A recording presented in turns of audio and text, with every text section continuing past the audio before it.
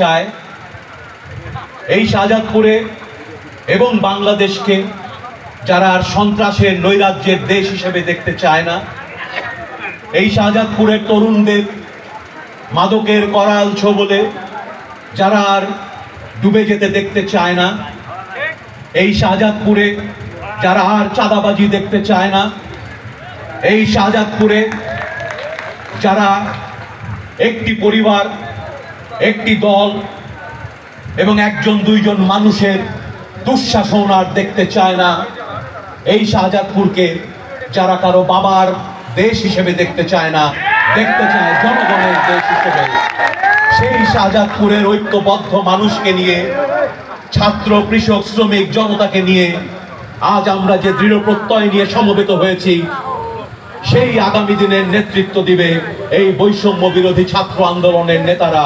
সেই আগামী দিনের নেতৃত্ব দিবে দলমত নির্বিশেষে এদেশের তরুণরা। সেই তরুণদেরকে সম্মান জানাতে, শ্রদ্ধা জানাতে আজ আমাদের এই আয়োজন।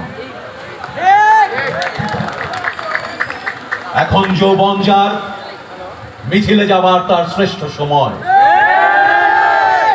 এখন যৌবন যার, যুদ্ধে যাবার তার শ্রেষ্ঠ সময়। আমি এই বাংলাদেশের জন্য, এই শাহজাদপুরের জন্য অনেক আশার আলো দেখতে পাই। কারণ আমরা সমগ্র জাতি গত 15টি বছরে এদেশে মুক্তভাবে কথা বলতে পারিনি। এই শাহজাদপুরে আমি 15 বছর ধরে সরাসরি রাজনীতির সাথে জড়িত। আমি এই শাহজাদপুরেরই সন্তান, আমার বাবা এই শাহজাদপুরের সন্তান ছিলেন। কেউ কি বলতে পারবেন একজন ডাক্তার হিসেবে গরিব মানুষের কাছে আমি যাই, প্রতিবন্ধী শিশুদের কাছে আমি যাই, শাহজাদপুরের প্রতিটা ইউনিয়নে প্রতিবন্ধী শিশুদের কাছে আমি আমার সীমিত সামর্থ্যে প্রায় 5 শতাধিক হুইল চেয়ার পৌঁছে দিতে পেরেছি। কিন্তু আমার আজকে প্রশ্ন, কি অপরাধ আমরা করেছিলাম যে আমরা শাহজাদপুরের মাটিতে মুক্তভাবে কথা বলতে পারি নাই? আপনারা মনে করে দেখেন, সেই 2018 নির্বাচন, কে জিতবে কে হারবে পরের কথা, বিনা অপরাধে কোনো বিরোধী দলকে মানুষের কাছে ভোট চাইতে দেওয়া হয় নাই।